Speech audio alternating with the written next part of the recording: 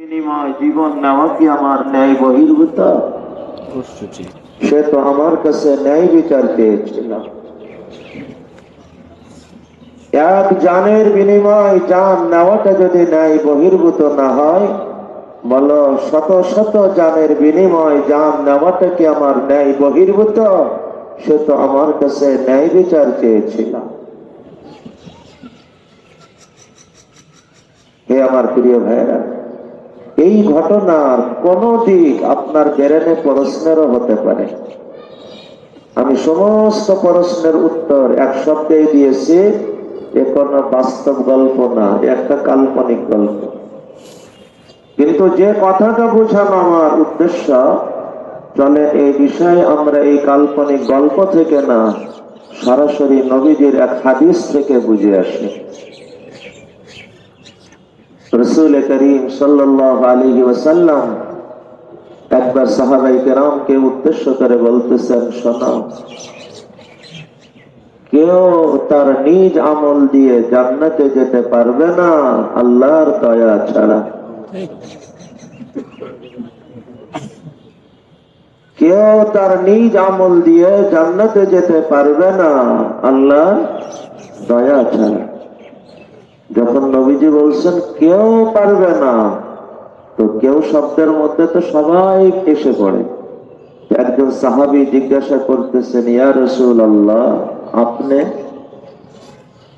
কেউ পারবে না, আপনি? নবীজি কি উত্তর দিয়েছিলেন? পুরা শরীরকে কান বানিয়ে শোনেন। নবীজি বলতেছেন, আমিও না, যদি না আল্লাহ দেন। আমিও না, যদি না আল্লাহ দেন। আরে সরকারে দো আলম, সৈয়দুল আম্বিয়া ওয়াল মুরসালিন মুহাম্মদ আরবি সাল্লাল্লাহু আলাইহি ওয়াসাল্লাম যদি নিজ আমল দিয়ে জান্নাত পাওয়ার আশা না করতে পারে, কে আছে নিজ আমল দিয়ে জান্নাত পাওয়ার আশা করবে? সমস্ত নবীদের সরদার মুহাম্মদ সাল্লাল্লাহু আলাইহি ওয়াসাল্লাম নিজ আমল দিয়ে যদি জান্নাত পাওয়ার আশা না রাখে, বলো কে আছে যে তার নিজ আমল দিয়ে জান্নাত পাওয়ার আশা করবে? কেউ তার আমল দ্বারা জান্নাতে যেতে পারবে না আল্লাহর দয়া ছাড়া। ইয়া রাসূলুল্লাহ, আপনি? নবীজি বলছেন, আমিও না, আমিও না, আমিও না, যদি না আল্লাহ দয়া করেন। সমস্ত নবীদের সরদার মুহাম্মদ সাল্লাল্লাহু আলাইহি ওয়াসাল্লাম নিজ আমল দিয়ে যদি জান্নাত পাওয়ার আশা না রাখে, কে তার নিজ আমল দিয়ে জান্নাত পাওয়ার আশা রাখবে?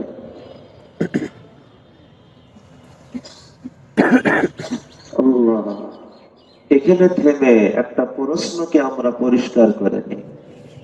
কারোর মনের মধ্যে প্রশ্ন জাগতে পারে, হুজুর যখন আমল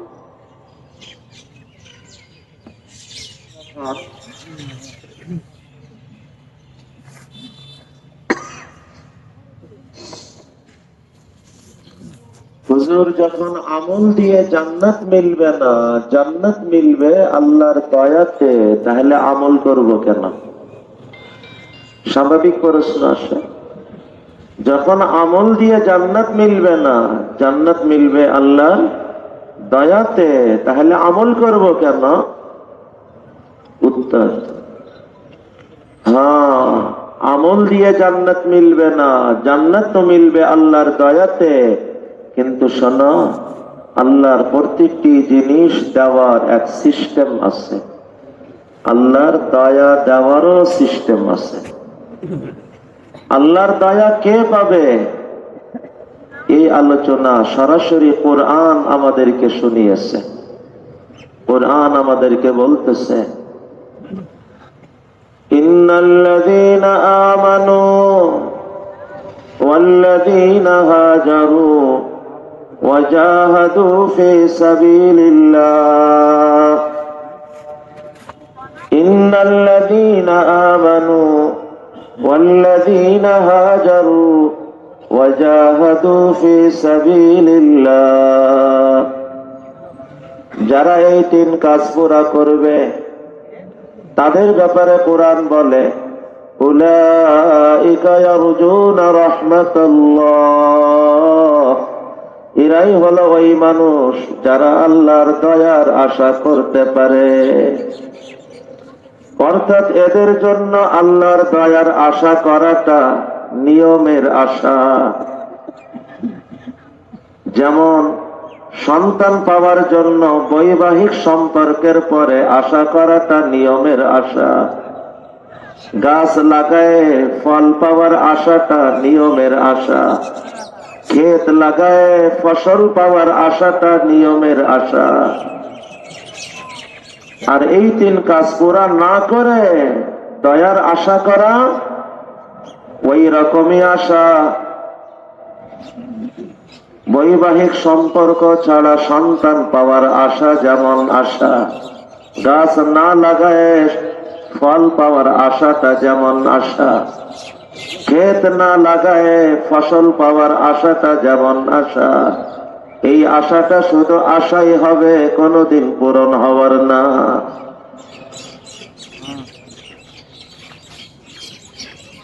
আমলে জান্নাত হবে না, জান্নাত তো আল্লাহর দয়াতে হবে। কিন্তু আল্লাহর প্রতিটি বস্তু দেওয়ার সিস্টেম আছে, আল্লাহর দয়া দেওয়ারও সিস্টেম আছে। আল্লাহর দয়া কারা পাবে? কোরআন বলে ইন্নাল্লাযীনা আমানু, যারা ঈমানওয়ালা জীবন গ্রহণ করলো।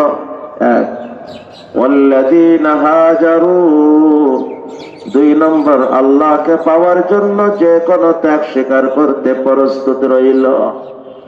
আল্লাহকে পাওয়ার জন্য যে কোনো ত্যাগ স্বীকার করতে তৈরি রইল। আজান হয়েছে, দোকানের মুনাফা ত্যাগ করে দোকান বন্ধ করে মসজিদের দিকে যাওয়া লাগে, নির্দ্বিধায় দোকান বন্ধ করে মসজিদের দিকে রওনা হয়।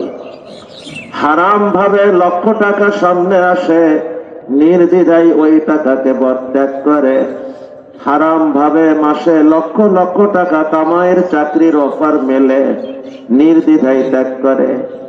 এইভাবে সব ত্যাগ করতে করতে যদি এমন হয় বাড়ি ঘর সহায় সম্পদ সব কিছুকে ত্যাগ করে আপন এলাকা মক্কা ছেড়ে মদিনায় হিজরত করতে হয়, সেই মদিনায় চলে যাওয়া, সব কিছুকে ত্যাগ করে চলে যাওয়াতেও সে চিন্তা করে না। ওয়াল্লাযীনা হাজারু, যারা আল্লাহকে পাওয়ার জন্য যে কোনো ত্যাগ স্বীকার করতে তৈরি রইল। তিন নম্বর, শুধু ত্যাগ স্বীকার করে বসে থাকে না, বরং ত্যাগ স্বীকার করার পর আল্লাহকে পাওয়ার জন্য তার চেষ্টার সব চেষ্টাও পুরা করে। ওয়াজাহাদু ফি সাবিলিল্লাহ, যারা আল্লাহকে পাওয়ার জন্য ঈমানের জীবন গ্রহণ করলো, আল্লাহকে পাওয়ার জন্য যে কোনো ত্যাগ স্বীকার করতে তৈরি রইল, আল্লাহকে পাওয়ার জন্য যে কোনো মেহনত করতেও তৈরি রইল, এরাই হলো ওই মানুষ যারা আল্লাহর দয়ার আশা করতে পারে। এদের আশা করাটা হলো নিয়মের আশা করা। আর এই তিন কাজ পুরা না করে দয়ার আশা করাটা হলো নিয়ম বহির্ভূত আশা করা। এখন দ্বিতীয় প্রশ্ন কেউ দাঁড় করাইতে পারে। আগের প্রশ্ন ছিল যখন দয়াতে জান্নাত আমলে না, তাহলে আমল করবো কেন? উত্তর সার কথা হলো সিস্টেম পুরা করতে আমল করবে। এখন প্রশ্ন, হুজুর যখন সিস্টেমই পুরা করলাম তাহলে দয়ার দিকে তাকাই থাকতে হবে কেন? সিস্টেম পুরা করছি তো আমার পাওয়াটা তো আমার নিশ্চিত হওয়া উচিত, এটা তো আমার পাওনা, এটা তো আমার প্রাপ্তি। দয়ার দিকে তাকাই থাকতে হবে কেন? খুব সহজ উত্তর। বাবারে, জীবনে কি এমন কোন স্বামী স্ত্রী দেখো নাই যাদের বৈবাহিক জীবন 1-2 যুগ হয়ে গিয়েছে, আজও কোনো সন্তানের মুখ দেখে নাই? বলো, এমন কোন গাছকে তুমি জীবনে দেখো নাই যে গাছ 1-2 যুগ দাঁড়িয়ে আছে, আজও একটা ফল আসে নাই? বোঝা গেল নিয়ম পুরা হওয়ার অর্থ ফল পাওয়াটা নিশ্চিত হওয়া না। আমার করণীয় একই সাথে দুইটা, নিয়মও পুরা করতে হবে, দয়ার দিকে তাকিয়েও থাকতে হবে। সন্তান পাওয়ার জন্য, সন্তান পাওয়ার নিয়ম, বৈবাহিক সম্পর্ককেও পুরা করতে হবে, আবার দয়ার দিকে তাকিয়েও থাকতে হবে।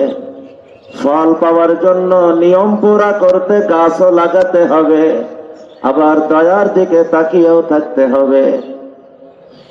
ফসল পাওয়ার জন্য নিয়ম পুরা করতে ক্ষেতও লাগাতে হবে, আবার দয়ার দিকে তাকিয়েও থাকতে হবে। একই সাথে নিয়মও পুরা করবে, একই সাথে মাওলার দয়ার দিকে তাকিয়েও থাকবে। এই দুইটাকে একত্র করে কুরআন আমাদেরকে চমৎকার এক উদাহরণ শুনিয়েছে। সৈয়দনা হযরত ইব্রাহিম আলাইহিস সালাতু ওয়াস সালাম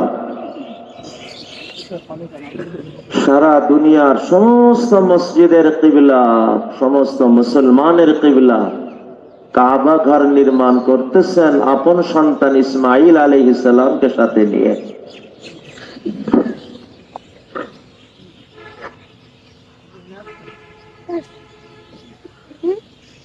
হাত কাজের ভিতরে, এটা হলো নিয়ম পুরা করার অংশ। আর ওই ভাবনায় ডুবা, দয়ার দিকে তাকিয়ে থাকার ভাবনায় ডুবা এক দোয়া ওনার জবানে উচ্চারিত। আল্লাহ তাআলার কাছে এত এত পছন্দ হয়েছে, আল্লাহ চিরস্মরণীয় করতে কোরআনে কারীমের অংশ বানিয়ে দিয়েছেন। আর কোরআন আমাদেরকে শোনাইতেছে, وَإِذْ يَرْفَعُ إِبْرَاهِيمُ الْقَوَاعِدَ مِنَ الْبَيْتِ وَإِسْمَاعِيلُ رَبَّنَا تَقَبَّلْ مِنَّا رَبَّنَا تَقَبَّلْ مِنَّا رَبَّنَا تَقَبَّلْ مِنَّا। আমভাবে এর অর্থ মানুষ বলে, আয় আল্লাহ কবুল করে নেন। এটার পরিপূর্ণ অর্থ না, এটা আংশিক অর্থ।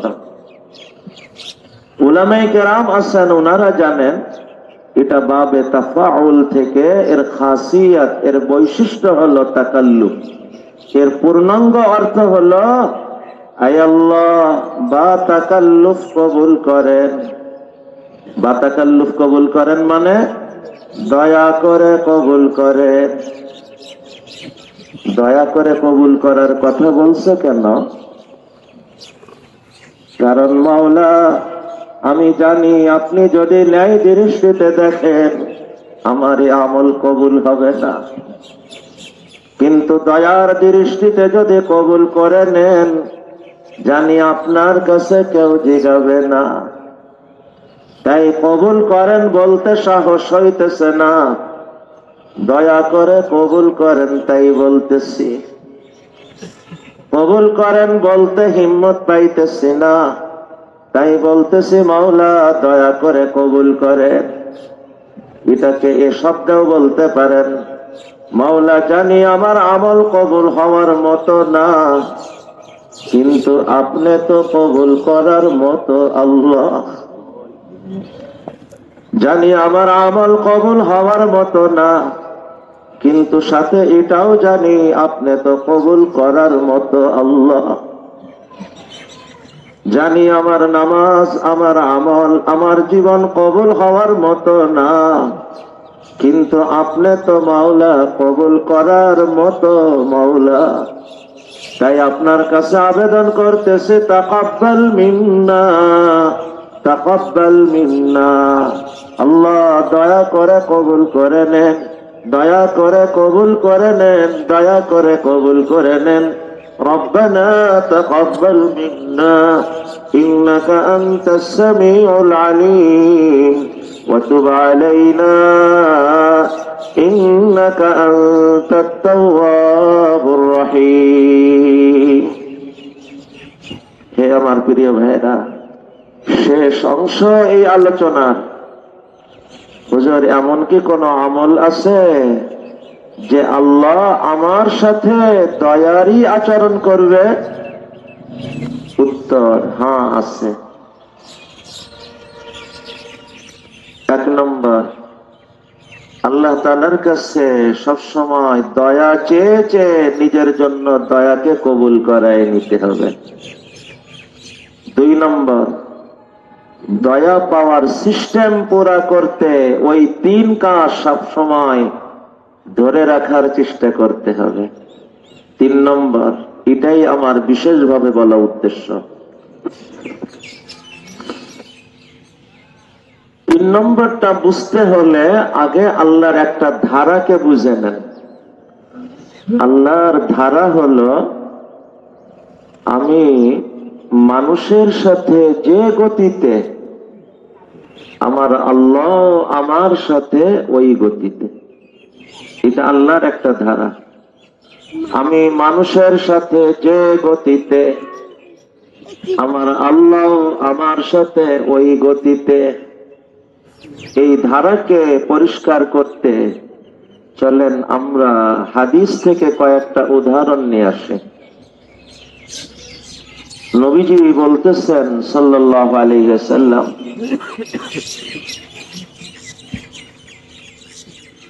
কেউ যদি মানুষের দোষ লুকাই দেয়, কেউ যদি মানুষের দোষ লুকায়, তো আল্লাহ ওই মানুষের সমস্ত দোষ আখিরাতে লুকাই দিবেন। আমি মানুষের দোষ লুকানোর গতিতে, তো আমার আল্লাহ আমার দোষ লুকানোর গতিতে। নবীজি ফরমান, মান সাতারা আইবা আখি সাতারাল্লাহু আইবাহু ইয়াউমাল কিয়ামাহ। হে আমার প্রিয় বাবারে, বলো আমি আপনি একটা মানুষের কয়টা দোষই বা জানতে পারবো? দুইটা, চারটে, 10টাই হোক। আমার আপনার জানা হাতে গোনা এই 10টা দোষ যদি গোপন করে দিতে পারি, বলেন আমার জীবনের এমন কোন দোষ কি আছে যেটা মাওলার জানার বাইরে? আমার জানা মানুষের হাতে গোনা 10টা দোষ যদি লুকিয়ে দিতে পারি, আমার মাওলা আমার জীবনের সমস্ত দোষ আখিরাতে লুকিয়ে দিবে। আমি মানুষের দোষ লুকানোর গতিতে, তো আমার আল্লাহ আমার দোষ লুকানোর গতিতে আখিরাতে। দ্বিতীয় উদাহরণ, হাদিসে আসছে নবীজি সাল্লাল্লাহু আলাইহি ওয়াসাল্লাম বলেন যে মানুষের উপকারে আল্লাহ তার উপকারে। আল্লাহু ফি আউনিল আবদি মা কানাল আবদু ফি আউনি আখি।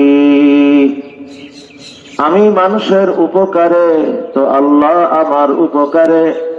আমি মানুষের কল্যাণে, তো আল্লাহ আমার কল্যাণে। আমি মানুষের সাথে যে গতিতে, আমার আল্লাহ আমার সাথে ওই গতিতে। আমি মানুষের সাথে মানুষের উপকার করার গতিতে, তো আমার আল্লাহ আমার সাথে আমার উপকার করার গতিতে। 3 নম্বর উদাহরণ, হযরতে আসমা রাদিয়াল্লাহু আনহা, ইনি হযরতে আম্মা জান আয়েশা রাদিয়াল্লাহু আনহার বড় বোন।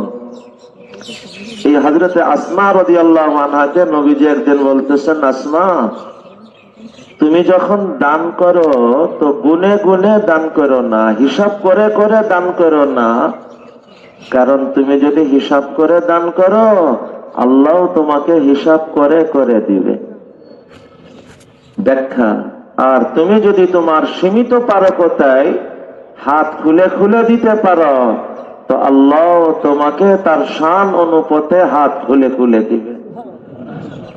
আনফিকি ওয়ালা তুহসি, আনফিকি ওয়ালা তুহসি, ফায়ুহসিল্লাহু আলাইক, দান করো, হিসাব করো না।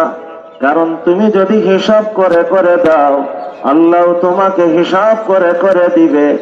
আর তুমি যদি তোমার সীমিত পারকতায় হাত খুলে খুলে দিতে পারো, তোমার মাওলাও তোমাকে তার শান অনুপাতে হাত খুলে খুলে দিবে।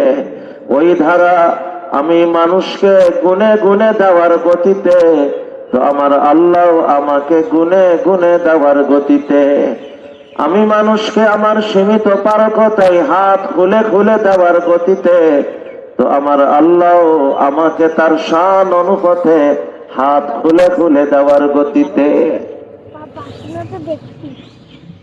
কামা তাদিনু তুদান, কামা তাদিনু তুদান, যেমন তুমি করবে তোমার সাথেও তেমনই করা হবে। এইভাবে আমরা যদি হাদিস থেকে উদাহরণ তালাশ করি, ডর্জন ডর্জন না, শত শত উদাহরণ আনা যাবে, কিন্তু বুঝমানের জন্য দুই চারটেই যথেষ্ট। এই উদাহরণগুলি সামনে আসার পর এখন যদি ধারা পরিষ্কার হয়ে থাকে যে আমি মানুষের সাথে যে গতিতে, আল্লাহ আমার সাথে ওই গতিতে, তো এই ধারাকে সামনে রেখে আমাদের মূল আলোচনাকে মিলাইনি। আমি মানুষের সাথে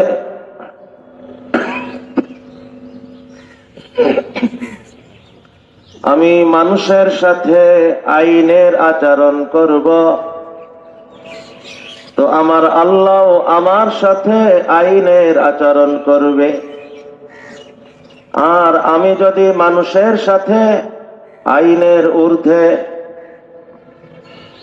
আন্তরিকতার আচরণ, দয়ার আচরণ, মায়ার আচরণ, ভালোবাসার আচরণ করতে পারি, আমার আল্লাহ আমার সাথে আইনের ঊর্ধ্বে দয়ার আচরণ, মায়ার আচরণ, আন্তরিকতার আচরণ, ভালোবাসার আচরণ করবে।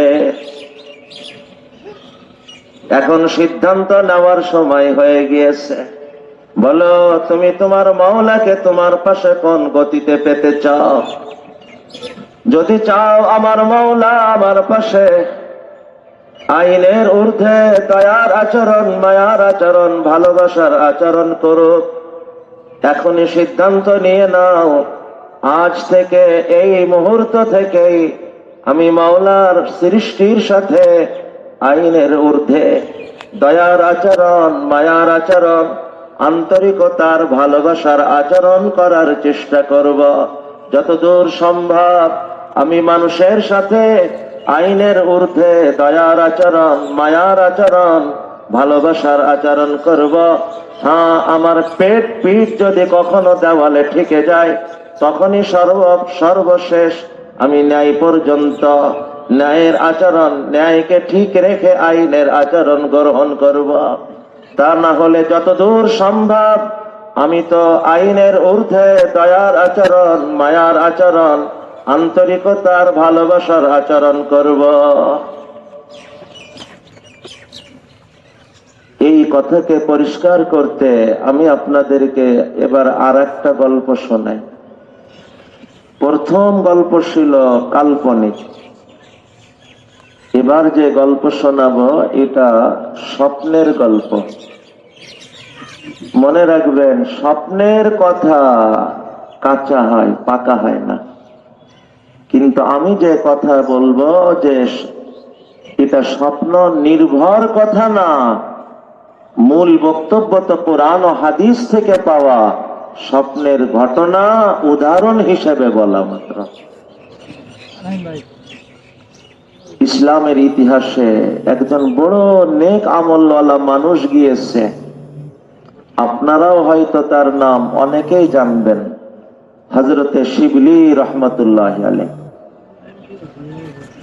উনার ঘটনা নুজহাতুল বাসাতিনের মধ্যে আসছে। উনার ইন্তেকালের পর উনার খুব কাছের একজন উনাকে স্বপ্ন দেখছেন, আল্লাহ আপনার সাথে কেমন আচরণ করছেন? তো বলছে, আল্লাহ আমাকে মাফ করে দিচ্ছেন, জান্নাতের কথাও শোনায় দিচ্ছেন।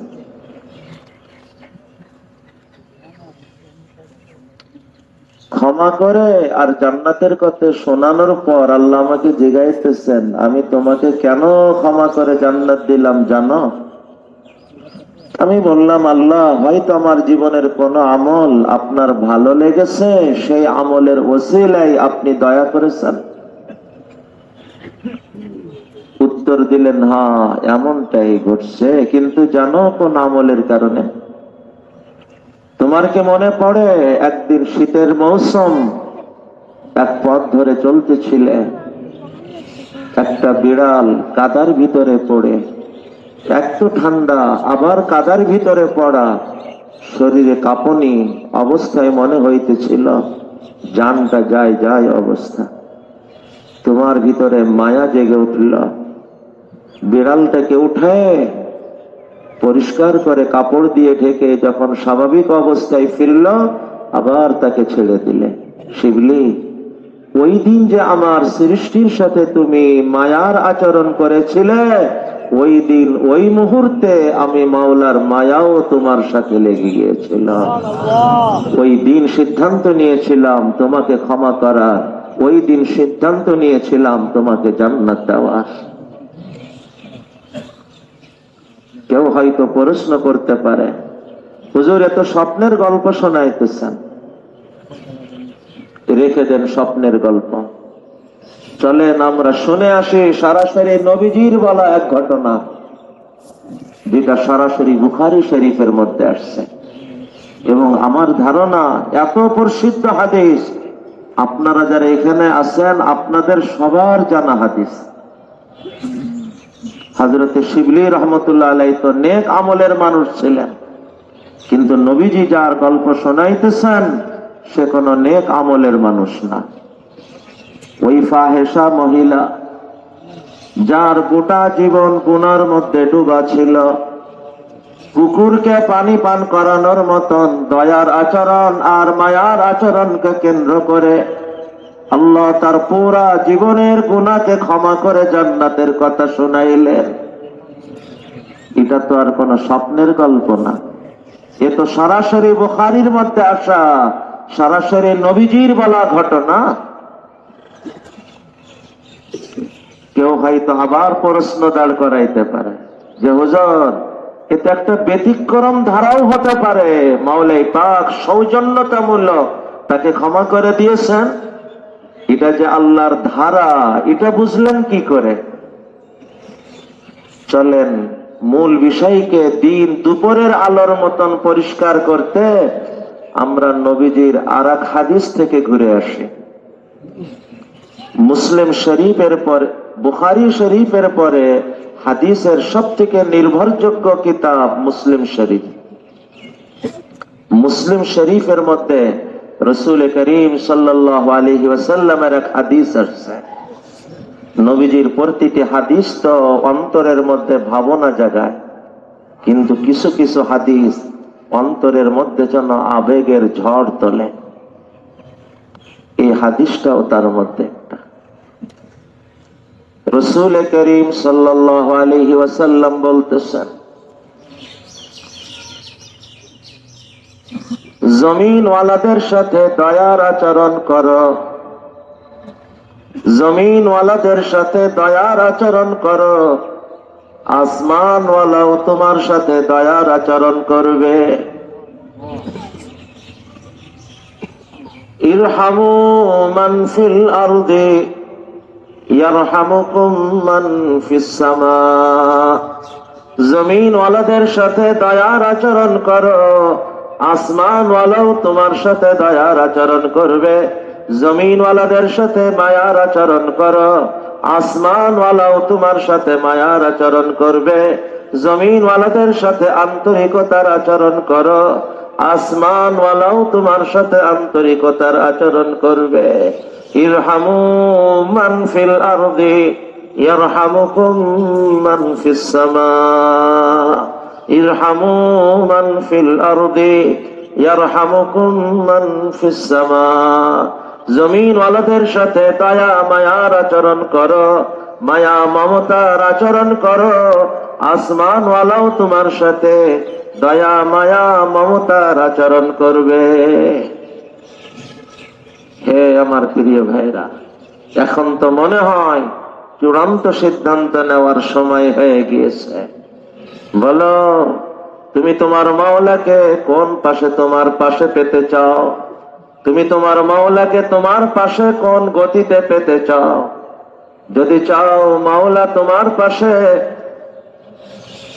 মাওলা তোমার পাশে দয়া আর মায়া আর আন্তরিকতার আচরণ করো। আজ সিদ্ধান্ত নিয়ে নাও, এখন থেকেই আমি মাওলার সৃষ্টির সাথে দয়ার আচরণ আর মায়ার আচরণ করতে থাকবো ইনশাআল্লাহ। নিয়ত করা যায় না ইনশাআল্লাহ? আল্লাহ তাআলা কবুল করেন। আমার আর একটা ঘটনা মনে পড়ছে এবার। প্রথম ঘটনা তো কাল্পনিক শোনাইলাম, দ্বিতীয়টা স্বপ্নের। চলেন 3 নম্বরটা কমপক্ষে বাস্তব শোনেন। 3 নম্বর গল্প আমার জানা এক বাস্তব গল্প। একটা মানুষ ছিল আমার জানা মতে, বড় সুন্দর মনে, আল্লাহর কাছে দৈনিক ঘুমানোর আগেই কথা বলে ঘুমাইতো, আল্লাহ যতজন আমাকে কষ্ট দিয়েছে আমি সবাইকে মাফ করে দিলাম, শুধু এই আশাতে আপনি যদি আমাকে মাফ করেন। জীবন চলতে চলতে জীবনের একটা মোড়ে এসে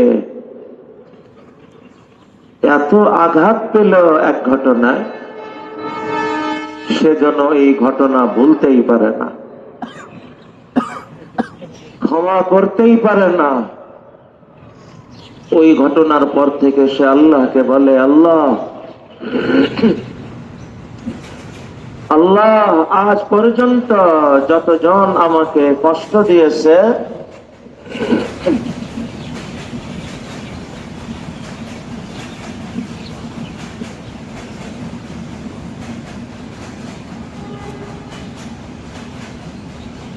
আল্লাহ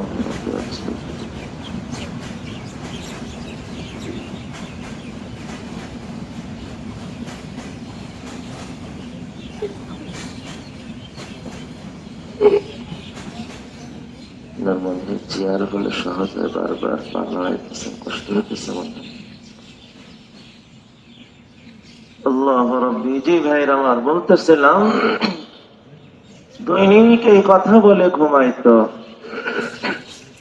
জীবনের এক মোড়ে একটা ঘটনায় বড় আঘাত পেল, এতটা আহত সে যেন ভুলতেই পারে না, ক্ষমাই করতে পারে না।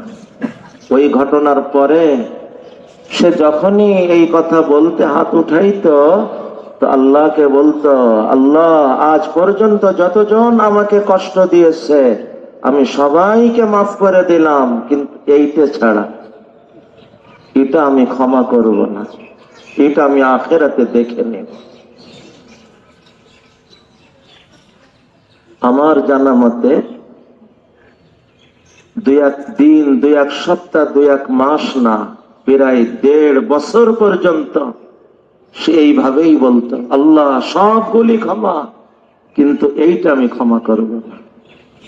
হঠাৎ একদিন তার মনে একটা কথা উকি দিল, আল্লাহ যদি আমাকে বলেন, বান্দা তোমার জীবনের সমস্ত ভুল ত্রুটিগুলি আমি মাফ করে দিছি, কারণ তুমিও তো সবাইকে মাফ করতে, কিন্তু একদিনের ঘটনায় আমি বড় কষ্ট পেয়েছি, ওইটা আমি ক্ষমা করব না। এই কথা যেই না মনে যাচ্ছে, সাথে সাথে বলতে শুরু করছে, আল্লাহ আজকে থেকে সবগুলি ক্ষমা, আর সবার আগে এইটাই ক্ষমা। আল্লাহ আজকে থেকে সবগুলি ক্ষমা, আর সবগুলির আগে এইটাই ক্ষমা। শুধু এই আশাতে আপনি যদি আমাকেও ক্ষমা করেন মাওলা। আমরা সমাজে অনেক সময় দেখছি, মাজলুম যখন আর পেরে ওঠে না, তখন সে জালিমকে লক্ষ্য করে বলে, তোমার তো অনেক ক্ষমতা, পারলাম না তোমার সাথে, ওই পারে দেখে নিব। বলে না এমন সমাজে? মাজলুম যদি বলে, তার বলার অধিকার আছে এবং এটা তার ন্যায্য অধিকার। আল্লাহ তাকে এই অধিকার দিয়েছেন। সে যদি ওখানে আটকাইতে চায়, সে আপনাকে আমাকে আটকাইতেও পারবে। মনে রাখা, আজ আমি সবল, সে দুর্বল, কিন্তু কাল সে হবে সবল। কারণ তার পাশে, তার পক্ষ নিয়ে তার পাশে দাঁড়াবেন আল্লাহ। অতএব জুলুম করার আগে 1000 বার ভেবে দেখো, অন্যায়ের আগে 1000 বার ভেবে দেখো। আজ আমার ক্ষমতা আছে, আমার অবস্থান আছে, আমার পরিচয় আছে, আমার যোগাযোগ আছে, আমার অনেক কিছু আছে, আমি চাইলে সব কিছুই করতে পারি। কিন্তু কাল আমি হব দুর্বল, এই মাজলুম হবে সবল, কারণ তার পাশে হবেন আল্লাহ। অতএব জুলুম করার আগে 1000 বার ভেবে দেখো। কিন্তু হে আমার প্রাণের মাজলুম ভাইয়া, আমি আপনার লাভের একটা কথা শোনাইতে চাই। আপনি যদি চান, আপনি তাকে আটকাবেন, এটা আপনার ন্যায্য অধিকার, আপনি আটকাইতে পারবেন। আর আটকাইলে আপনার লাভও হবে। লাভ কি হবে? মনে করেন আপনার 1000 টাকার ক্ষতি হয়েছিল, আপনি আজ ওই 1000 টাকার ক্ষতি পূরণ করে নিতে পারবেন। কিন্তু আপনি যদি এই সুযোগ থাকা সত্ত্বেও সুযোগকে গ্রহণ না করেন, উদারতার শেষ উদাহরণ পেশ করতে এই মানুষটাকেও পার করার পরিবেশ করে দেন, ক্ষমা করে দেন। আপনার 1000 টাকার ক্ষতি হয়েছিল, আপনি আটকাইলে 1000 টাকার ক্ষতি আদায় করে নিতে পারতেন। কিন্তু এই সুযোগ থাকা সত্ত্বেও আপনি যদি ক্ষমা করে দেন, আল্লাহ আপনাকে 1000 টাকার জায়গায় 1,00,000 টাকার ক্ষতি পূরণ আদায় করে দিবে। এখন সিদ্ধান্ত আপনার। আপনি চাইলে আপনার সামনে রূপা ভরা আছে, এই রূপা ভরা এই বর্তনকে উঠাই নিতে পারেন। আবার চাইলে এই সুযোগকে বাদ দিয়ে দেন, সুযোগকে গ্রহণ করেন না। একটু পরেই আপনার সামনে সমপরিমাণ স্বর্ণ ভরা বর্তন এসে যাবে। আপনি চাইলে স্বর্ণকেও বাদ দিয়ে দেন, আপনার সামনে সমপরিমাণ হীরা ডায়মন্ড আল্লাহ পৌঁছাই দিবে। যদি আপনি সুযোগ থাকে সত্ত্বেও সুযোগকে গ্রহণ না করেন, তাকে ক্ষমা করে দেন, উদারতার শেষ উদাহরণ আপনি যদি পেশ করতে পারেন, আপনি আটকাইলে যতটুক আপনি আদায় করতে পারতেন, আল্লাহ আপনাকে তার থেকে বহু বহু গুণ আল্লাহ নিজে আদায় করে দিবে। হে আমার প্রিয় ভাইরা,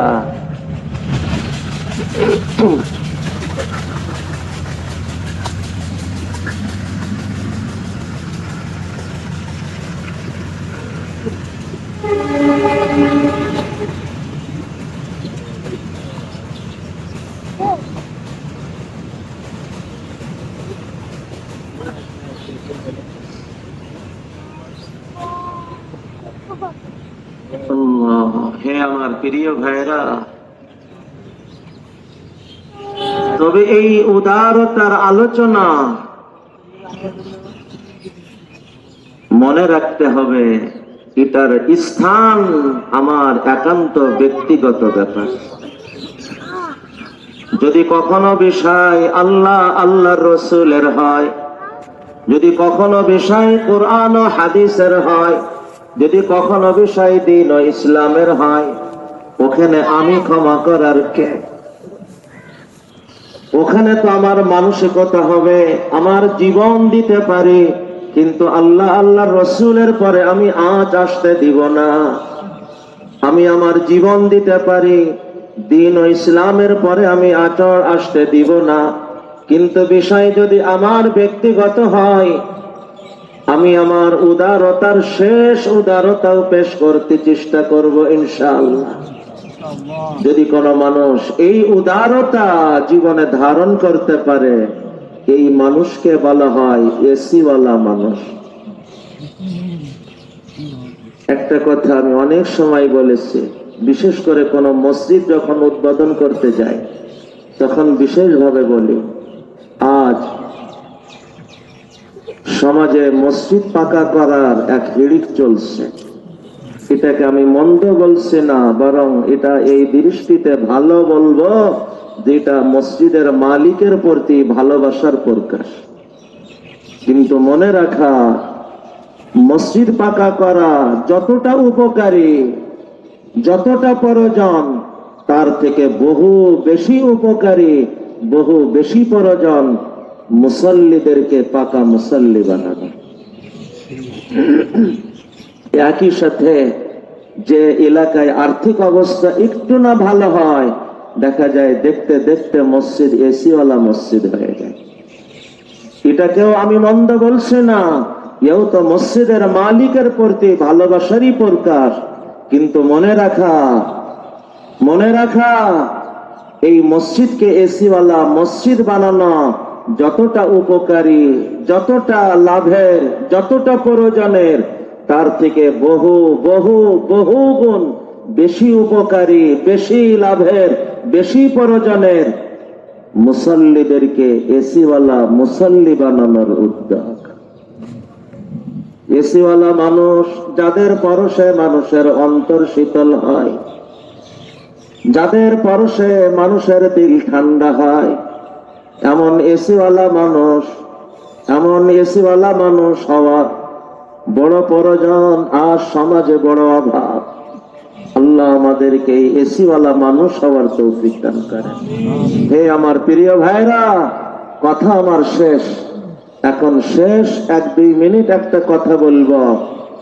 এত সময়ের কথা ভুলে গেলেও এইবারের কথাটা ভুলেন না। হে আমার প্রিয় ভাইরা, এই এসিওয়ালা মানুষ, এই এসিওয়ালা মন মানসিকতার মানুষ, এই উদারতার মানুষ বলে দেওয়া তো সহজ, কিন্তু জীবনে ধারণ করা অনেক অনেক কঠিন। কিন্তু আল্লাহ যদি সহজ করেন, কঠিন বলে আর কিছুই থাকে না। আল্লাহ সহজ করেন যখন বান্দা পাওয়ার জন্য তার চেষ্টায় কোনো কমতি রাখে না। ওই চেষ্টার ধারাতে বড় উপকারী, বড় লাভজনক চেষ্টা। হে আমার প্রিয় ভাইরা, জীবন বানাতে হলে জীবন বানানোর পরিবেশ ধরা, এসিওয়ালা মানুষের পরিবেশ ধরা। পরিবেশ পরিবেশ পরিবেশ পরিবেশ কি জানেন? পরিবেশের কারণে পাতালে পড়া মানুষও আকাশ ছোঁয়া মানুষ হয়ে যায়, আকাশ ছোঁয়া মানুষ পাতালে ডুবে যায়। পরিবেশ পরিবেশ কি বুঝার জন্য উদাহরণ নেই। পরিবেশ কি বুঝার জন্য উদাহরণ নেন। একই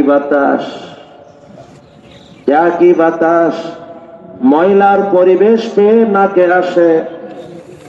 ওই বাতাস রাতের বেলায় যখন হাসনা হেনা ফুল ফোটে, তো হাসনা হেনা ফুলের পরিবেশ পেয়ে নাকে আসে। বললেন একরকম থাকে? শুধু কি ব্যবধান, না অনেক ব্যবধান? কেন ভাই? পরিবেশের বড় ব্যবধান।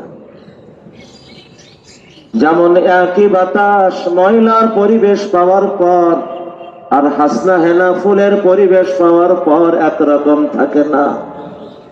একই মানুষ ময়লা তুল্য পরিবেশে উঠা বসা করে আর হাসনা হেনা ফুল তুল্য পরিবেশে উঠা বসা করে।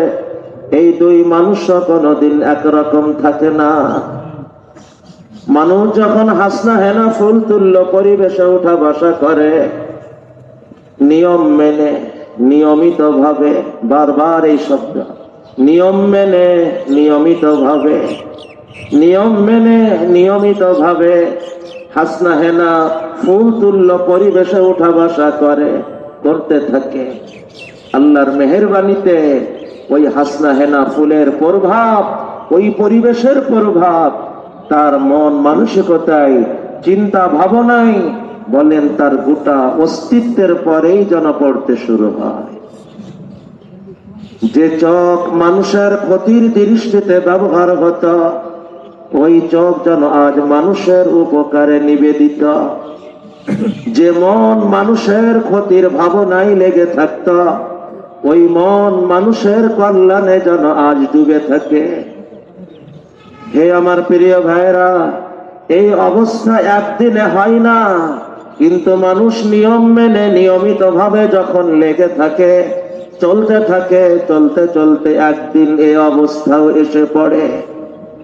মানুষ এমএ ক্লাসে একদিনে উত্তীর্ণ হয় না, কিন্তু নিয়ম মেনে নিয়মিত ভাবে যখন পড়াশোনা ধরে রাখে, আল্লাহর মেহেরবানিতে আগাইতে আগাইতে একদিন ঠিকই সে এমএ ক্লাসে উত্তীর্ণ হয়ে ওঠে। মানুষ যখন হাসনা হেনা ফুল তুল্য পরিবেশে নিয়ম মেনে নিয়মিত ভাবে লেগে চলে, আল্লাহর মেহেরবানিতে সে আগাইতে আগাইতে উত্তীর্ণ হতে হতে এক সময় এই এসিওয়ালা মানুষ হয়ে ওঠে। হাদিসের শব্দে ইযা রুউ যুকিরাল্লাহ, যাকে দেখলে আল্লাহ স্মরণ হয়, যার কথা আচার আচরণ জীবনের যে ধারাতেই তাকে দেখা হোক না কেন, তাকে প্রতিবেশী হিসেবে দেখেন, ক্রেতা হিসেবে দেখেন, বিক্রেতা হিসেবে দেখেন, অভিভাবক হিসেবে দেখেন, অধীনস্থ হিসেবে দেখেন, যে ধারাতেই তাকে দেখা হোক না কেন, সে যেন আল্লাহকে স্মরণ করানোর এক জীবন্ত মানুষ হয়ে ওঠে। ইযা রুউ যুকিরাল্লাহ, ইযা রুউ যুকিরাল্লাহের জীবন্ত উদাহরণ হয়ে ওঠে। আল্লাহ আমাদেরকে কবুল করেন। অনেক খুশনসিব তো এমনও হয়, হাসনা হেনা ফুলের সাথে লেগে লেগে এক সময় হাসনা হেনা ফুলের সাথে কলব শুরু হয়ে যায়। আমাদের গ্রাম্য শব্দ, এটা শুদ্ধ বাংলাকে আমি জানি না। ওই যে ছোটবেলায় দেখছি বিভিন্ন গাছের সাথে গাছের ওই যে কলব লাগে, এটা কি কলব বলে? তো কলম না কলব, শেষে ব না ম? ব। তো এই যে কলব হাসনা হেনা ফুলের সাথে লাগতে লাগতে আল্লাহর কিছু বান্দা হাসনা হেনা ফুল তুলল, ওই মানুষের সাথে যেন কলব লেগে যায়। যখন কলব লেগে যায় তখন সাময়িকের হাসনা হেনা ফুলের ঘিরান না, আল্লাহর মেহেরবানিতে সে নিজেই হাসনা হেনা ফুল হয়ে যায়। আল্লাহ আমাদের সকলকে দ্বীন ও ইসলামের আখলাক ও তাকওয়ার এক একটা জীবন্ত হাসনা হেনা ফুল বানায় দেন। হে আমার প্রিয় ভাইরা, এই অবস্থা আসবে, শুধু চাই নিয়ম মেনে নিয়মিত ভাবে সুন্দর পরিবেশে লেগে থাকা। ওই হাসনা হেনা ফুল তুল্য পরিবেশ আল্লাহওয়ালাদের পরিবেশ, হক্কানি রব্বানি উলামায়ে কেরামের পরিবেশ, কুরআন ও হাদিসের মাদ্রাসার পরিবেশ, দাওয়াতের মেহনতের পরিবেশ। এগুলির মধ্যে সীমাবদ্ধ না, বাকি এগুলো বড় বড় কয়টা পরিবেশ। এর যে কোনো একটার সাথেও লেগে থাকবে, উপকৃত হবে, কিন্তু সমন্বয়ে চলবে, পূর্ণতা পাবে, ভারসাম্যতা পাবে, বেশি উপকার পাবে। সব থেকে বড় কথা, কখনো কোথাও পরীক্ষা আসলে বাকি সম্পর্ক আপনার হাত ধরে নিরাপদ গন্তব্যে পৌঁছাই দিবে। সমন্বয়ে চলবে কিভাবে? ব্রেনে সবগুলিকে গুরুত্বের সাথে ধারণ করবে, কারণ এগুলির প্রত্যেকটাই পথ, একটাও গন্তব্য না। এগুলির সব পথ গন্তব্য আল্লাহ, গন্তব্য আল্লাহ। এগুলি গন্তব্যে পৌঁছার পথ, পথ হিসেবে সবগুলিকেই গুরুত্বের সাথে মনে জায়গা দিবে। আর কার্যক্ষেত্রে যে কোনো একটার সাথে বেশি সময় দিবে, বাকিগুলির সাথেও অল্প অল্প পরিমাণে হলেও সম্পৃক্ত থাকার চেষ্টা করবে। এই অল্প পরিমাণের সম্পৃক্ততা আর ব্রেনে সবগুলিকে গুরুত্বের সাথে গ্রহণ করা আমার আপনার ভিতরে পূর্ণতা আনবে, ভারসাম্যতা আনবে। সব থেকে বড় কথা, কখনো কোথাও পরীক্ষা আসলে বাকি সম্পর্ক আপনার হাত ধরে নিরাপদ গন্তব্যে পৌঁছাই দিবে। আল্লাহ যে কথাগুলি বলাইলেন শোনাইলেন, আল্লাহ আমাকে আমাদের সকলকে আমলে আনার তৌফিক দান করেন। হে আমার প্রিয় ভাইরা, জানার দাম না, মানার দাম। মানারও দাম না, দরবারে কবুল হওয়ার দাম। জানার মূল্য মানার পরে, মানার মূল্য দরবারে কবুল হওয়ার পরে। আল্লাহ যে কথাগুলি বলাইলেন শোনাইলেন, আল্লাহ আমাকেও মানাতে আনার তৌফিক দেন। আল্লাহ আমাদের সকলকে আমলে আনার তৌফিক দেন, আর আমাদের সমস্ত মানাগুলি আল্লাহ দয়া করে কবুল করে নেন। আল্লাহুম্মা আমিন ওয়া আখিরু দাওয়ানা আনিল হামদুলিল্লাহি রাব্বিল আলামিন।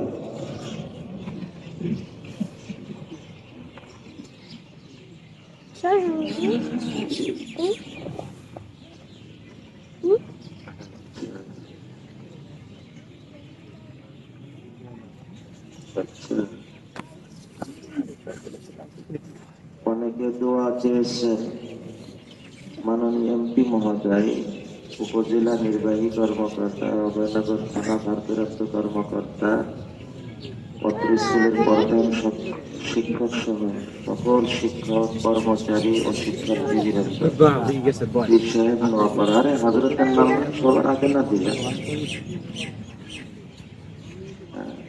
আজকে আমাদের নোয়াপাড়া না, আমাদের যশোর এই সব এলাকায় আমাদের দিনের যা কিছু, এর বড় অবদান ওনাদের খানদানে। এই জন্য যখনই নাম আসবে ওনার নাম সবার উপরে রাখবেন। আচ্ছা, উপজেলা চেয়ারম্যান সাহেব, এরপরে তাফসীর মাহফিল ইন্তেজামিয়া কমিটি মরহুম হাবিবুল্লাহ মিসবাহ রহমতুল্লাহ আলাইহি সহ সকল বক্তবৃন্দ, বিজিএম পল্লী বিদ্যুৎ সমিতি আরো দেবেন ইনশাআল্লাহ। সবার জন্য দোয়া হবে। এখন আরেকটা বিশেষ এলাম, এত বড় সৌভাগ্যের কথা, আপনাদের অভয়নগর থানা ইমাম পরিষদের উদ্যোগে, সমস্ত ইমামদের সম্মিলিত উদ্যোগে সামনে 10ই মার্চ এক ইসলামী মহাসম্মেলন হবে, যেখানে প্রধান অতিথি হিসেবে আমাদের নপাড়ার বিশ্ব হুজুর দামাত বারাকাতুহুম থাকবেন, আর আলোচক হিসেবে প্রধান আলোচক বরেণ্য আলিমে দ্বীন শাইখুল হাদিস মাওলানা ফরিদউদ্দিন আল মুবারক, খতিব শান্তিনগর বাজার জামে মসজিদ ঢাকা, বিশিষ্ট আলিমে দ্বীন শাইখুল হাদিস মুফতি গোলামুর রহমান সাহেব খুলনা ফুলবাড়ি গেট, সভাপতি হাফিজ মাওলানা গোলাম মাওলা সাহেব, মাসালাম মাওলানা মাসুম বিল্লাহ সাহেব। তো যে কোনো 2-1 মানুষের উদ্যোগে দ্বীনি মাহফিল, সেখানেও সাড়া দেওয়া দরকার। আর সেখানে পুরা থানার ইমামদের সম্মিলিত উদ্যোগে মাহফিল, এটা তো আমাদের জন্য কিসমত মনে করে হাজির হওয়া দরকার। ইনশাআল্লাহ আমরা সবাই হাজির থাকার চেষ্টা করবো ইনশাআল্লাহ। 10ই মার্চ রবিবার বিকাল 3 ঘটিকা। আল্লাহ তাআলা কবুল করেন। সবাই কয়েকবার দুরূদ শরীফ পড়ি। আল্লাহুম্মা সাল্লি আলা সাইয়্যিদিনা।